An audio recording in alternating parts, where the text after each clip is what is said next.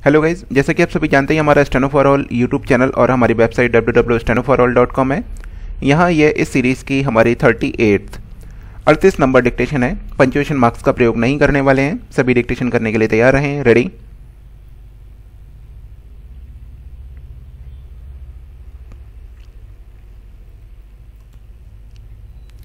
श्रीमन, मुझे आश्चर्य होता है सरकारी पार्टी उसका श्रेय लेना चाहें तो ले।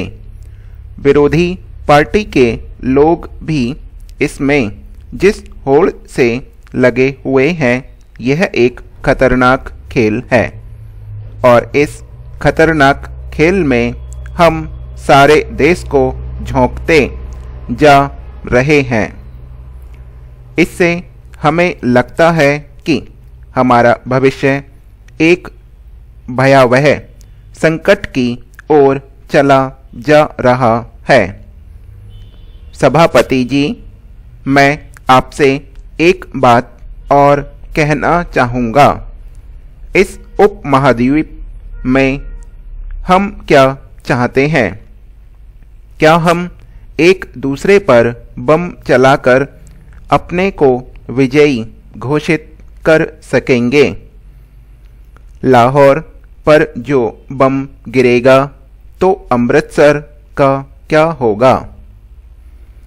हम कहते हैं हमारे मित्र और हम लोग पुराने समाजवादी हैं। हम बोलने में बड़ा विश्वास रखते हैं और वाणी की स्वतंत्रता हम लोगों का जन्मसिद्ध अधिकार है।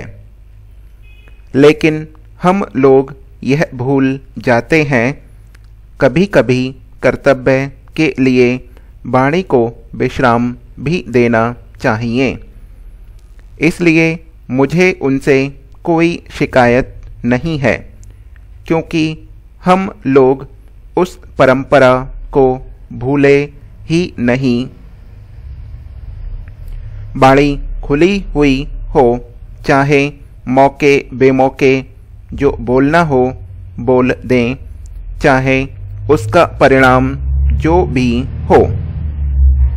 अटल जी एक बार बड़ा बम बनाकर उसके बाद संतुलित हो गए।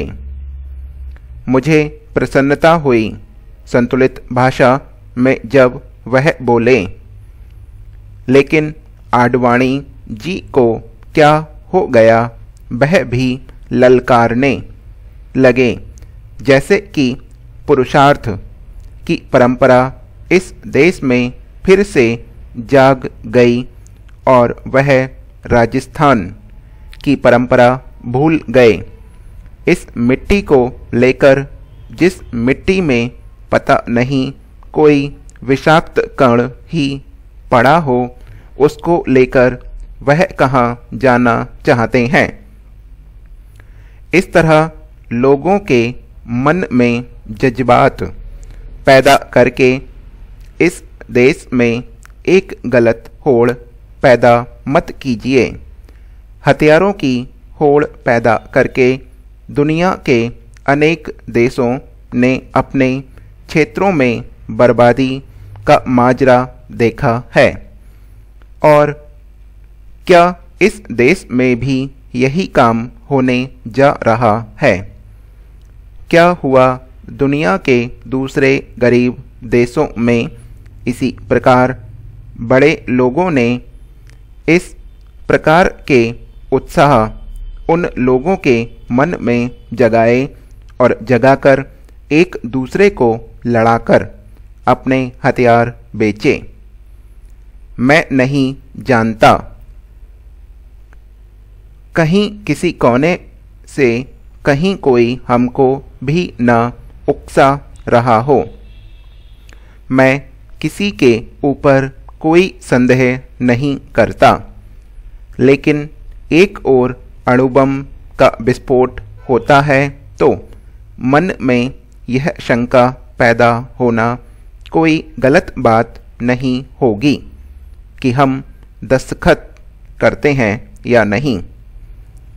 कुछ सालों के अनुभवों के साथ वे दक्षता एवं गतिशीलता के साथ ही नियमों के अनुसार अच्छी तरह से शासन का काम चलाने में सक्षम होते हैं। निष्कर्ष यही निकाला जा सकता है कि निष्पक्षता से ही सही फैसले होते हैं, समाज भी उसी के अनुरूप आचरण करता है।